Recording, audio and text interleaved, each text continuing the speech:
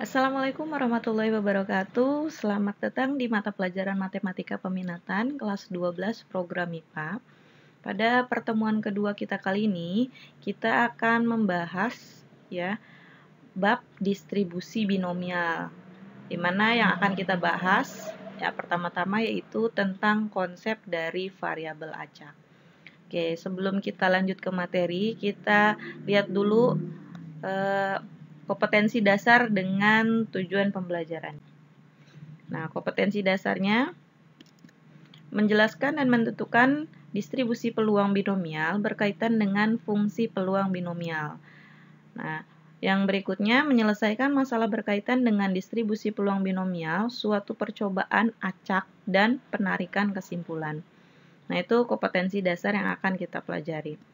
Nah, selanjutnya tujuan pembelajarannya dapat memahami konsep variabel acak dan menyelesaikan masalah yang berkaitan dengan hal tersebut. Nah, sebelum kita lanjut ke materi, kita lihat dulu istilah-istilah statistik yang akan kita gunakan. Yang pertama, statistika, yaitu metode ilmiah yang mempelajari pengumpulan, pengaturan, perhitungan, penggambaran, dan penganalisisan data, serta penarikan kesimpulan yang valid berdasarkan penganalisisan yang dilakukan dalam pembuatan keputusan yang rasional. Berikutnya, statistik deskriptif.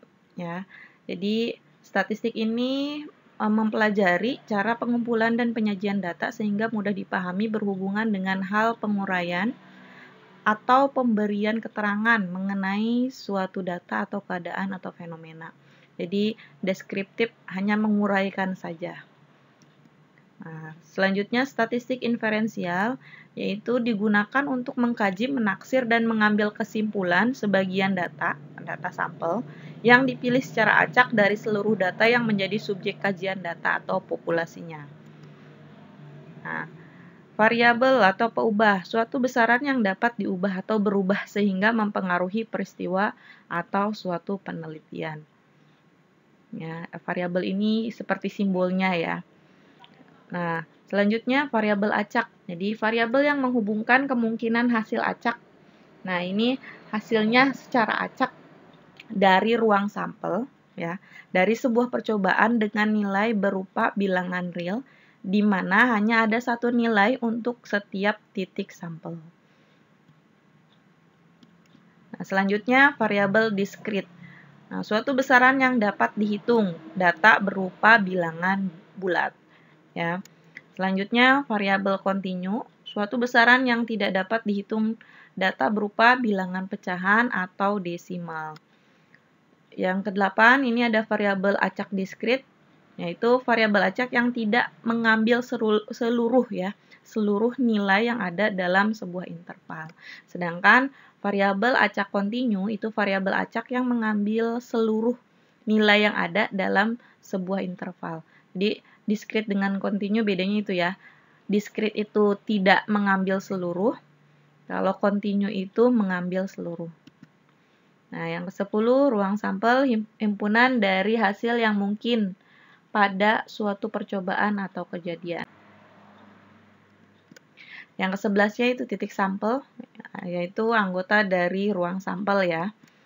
Yang berikutnya probabilitas. Jadi, suatu nilai yang digunakan untuk mengukur tingkat terjadinya suatu kejadian yang acak. Jadi, probabilitas ini biasa disebut sebagai peluang atau kemungkinan. Jadi, kemungkinan yang mungkin terjadi pada suatu kejadian secara acak. Nah, secara sederhana, probabilitas merupakan ukuran kemungkinan suatu peristiwa dapat terjadi dari sejumlah total kemungkinan. Selanjutnya populasi, sekumpulan data yang mempunyai karakteristik yang sama. Yang ke-14-nya sampel, bagian dari populasi yang ingin diteliti. Selanjutnya sampel acak, sampel yang diambil secara acak. Sudah jelas ini. Selanjutnya distribusi binomial, suatu distribusi probabilitas, jadi kemungkinan peluangnya, distribusi peluang yang dapat digunakan jika suatu proses sampling dapat diasumsikan sesuai dengan proses Bernoulli, ya, sukses atau gagal. Yang ke-17 itu distribusi data atau sebaran data, ya. Karakteristik data yang dilihat dari frekuensi setiap nilai data. Yang ke-18 distribusi normal, suatu alat statistik yang sangat penting untuk menaksir dan meramalkan peristiwa yang lebih luas. Yang ke-19 distribusi peluang, nilai-nilai probabilitas yang mewakili semua nilai yang terjadi dari suatu variabel acak. Ke-20, distribusi peluang diskrit itu distribusi peluang yang memiliki variabel acak diskrit.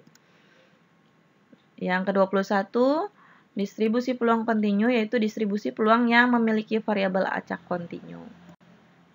Nah, ini konsep dari variabel acak. Jadi, tadi variabel acak itu merupakan suatu besaran yang memiliki nilai tidak tunggal. Ya, tidak tunggal. Misalnya, bilangan asli kurang dari 10, bilangan bulat kurang dari 3, dan waktu tempuh kendaraan. Nah, variabel itu dibagi ke dalam dua bagian, yaitu diskrit dengan kontinu. Nah, bedanya di sini, variabel diskrit, suatu besaran yang dapat dihitung. Nah, tadi sudah dijelaskan data berupa bilangan bulat. Misal, bilangan asli kurang dari 5, berarti 1, 2, 3, 4. Nah, jumlah anak dalam keluarga, anaknya ada 2, 3, 4, atau 1 gitu. Dan menghitung banyaknya mobil yang diparkir pada pukul 10 sampai 12. Jadi hanya menghitung pada kisaran waktu tersebut saja. Dan yang dihitungnya hanya mobil. Nah, selanjutnya itu ada variabel kontinu. Jadi variabel suatu besaran yang tidak dapat dihitung. Data berupa bilangan pecahan atau desimal. Jadi mengukur kecepatan kendaraan, ya, 4,8 meter per sekon gitu, atau dan lain sebagainya. Nah, terus ketebalan plat baja 2 plus minus 0,0005 mm. Sehingga range-nya, ya, ada di kisaran antara 2 plus 0,0005 dan 2 min 0,005 itu range-nya. Nah, itu tadi variabel acak dibagi ke dalam dua. Nah, variabel itu dibagi ke dalam dua. Nah, sekarang kita ke variabel acaknya. Apa sih variabel acaknya itu? Jadi, merupakan variabel yang nilainya ditentukan oleh hasil percobaan. Ya, tadi ada ruang sampel, ya. Nah, variabel acak digunakan untuk menggambarkan hasil-hasil percobaan sebagai nilai-nilai numerik secara sederhana yang berhubungan dengan ruang sampel. Ya, itu tadi. Variabel acak dinyatakan dengan huruf besar. Ini misalnya ya, ini simbolnya saja X, Y, Z. Jadi dibuat ke dalam bentuknya adalah huruf besar atau lain sebagainya. Nah, sedangkan ketika dia penulisannya huruf kecil, itu dinamakan nilai dari variabel acak. Nah, contohnya di sini X kecil, Y kecil, dan Z kecil. Nah, sekarang kita ke variabel acak kontinu. Nah, jadi diperoleh dari hasil mengukur dan nilainya berupa bilangan real. Nah, nilai-nilai variabel acak kontinu jika digambarkan pada garis interval berupa titik-titik yang saling tersambung membentuk garis. Ya. Nah, contohnya hasil menimbang berat badan, hasil pengukuran suhu tubuh, atau hasil pencatatan waktu yang diperoleh seorang pelari mencapai garis finish. Selanjutnya, variabel acak diskrit. Nah, variabel acak diskrit itu diperoleh dari hasil menghitung atau membilang. Nilainya berupa bilangan bulat, jadi 1, 2, 3, 4, negatif 1, negatif 2, dan lain sebagainya. Nah, nilai-nilai variabel acak diskrit digambarkan pada garis interval berupa deretan titik-titik yang saling terpisah. Jadi tidak membentuk sebuah garis lurus ya, ini garisnya terpisah. Nah, contohnya X. Banyak sisi gambar yang terlihat pada percobaan melambungkan sekeping uang logam. Jadi kemungkinannya angka atau gambar gitu.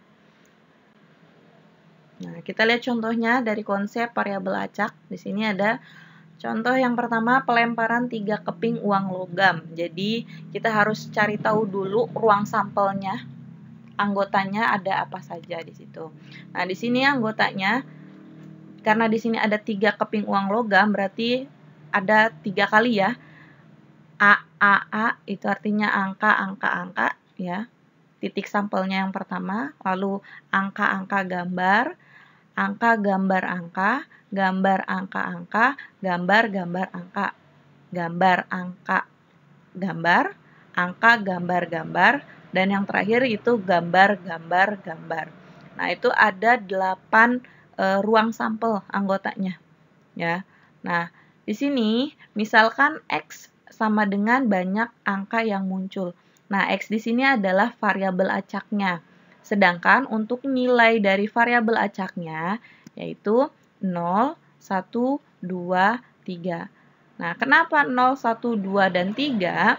Nah, di sini banyaknya angka yang muncul. Kita lihat, saya buat tabel di sini.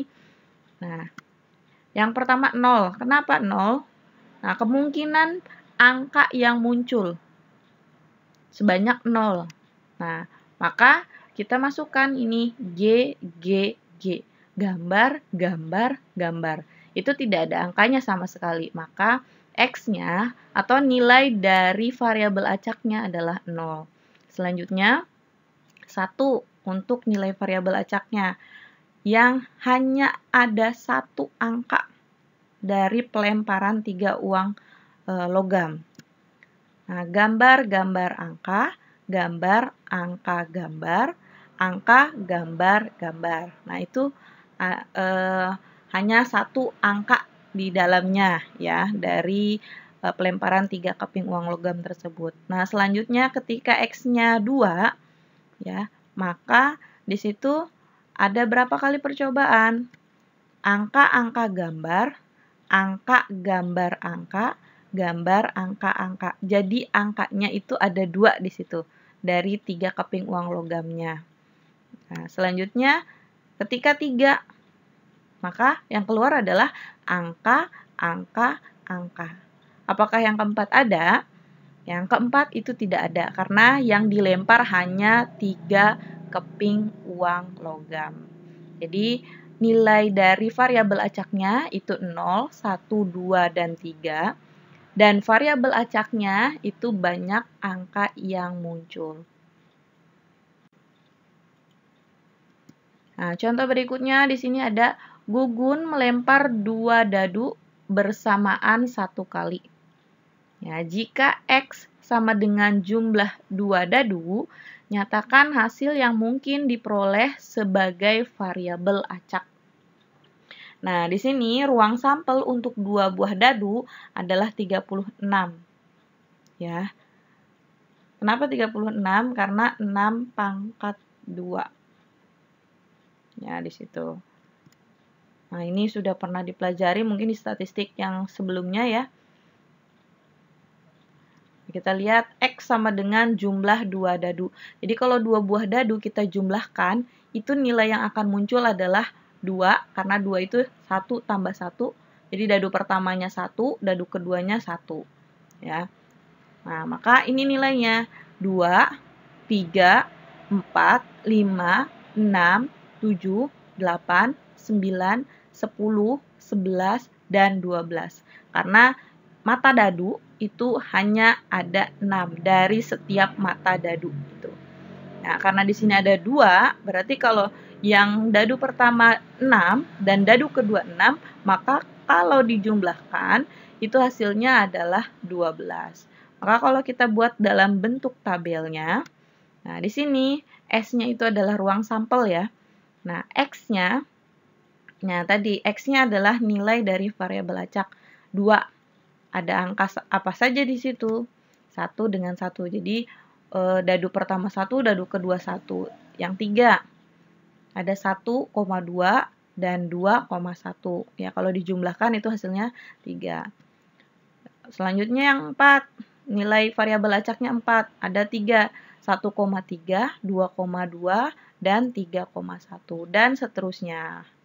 Nah, ini lihat. Di sini ada ya. Sampai ke X-nya, jumlah 2 dadunya, atau jumlah dari variabel acaknya, nilai dari variabel acak 12, itu adalah 6 dan 6. Ya, ini adalah ruang sampelnya yang sebelah kiri dan sebelah kanan adalah nilai dari variabel acak. Dan variabel acaknya itu sendiri yaitu jumlah 2 dadu. Ya, itu mungkin yang bisa saya sampaikan untuk konsep dari variabel acak. Jadi ingat, variabel itu terbagi atas ke dalam dua bagian, variabel diskrit dengan variabel kontinu. Kalau diskrit bisa dengan cara berhitung, ya. Kalau kontinu itu tidak bisa dengan cara berhitung. Dan nilainya juga berbeda. Kalau diskrit nilainya itu berupa bilangan bulat, ya. Kalau kontinu itu bukan bilangan bulat, ya. Itu dari konsep variabel acak. Nah, ini untuk pertemuan berikutnya. Nah, cari pengertian dan contoh distribusi peluang acak diskrit dengan cara penyajian atau bentuknya. Ya, jadi contohnya dan penyajiannya dalam bentuk tabel, grafik, atau dalam bentuk fungsi. Ya, mungkin itu saja untuk pembelajaran kita kali ini. Kurang lebihnya saya mohon maaf. Wabillahi taufiq wal hidayah. Wassalamualaikum warahmatullahi wabarakatuh.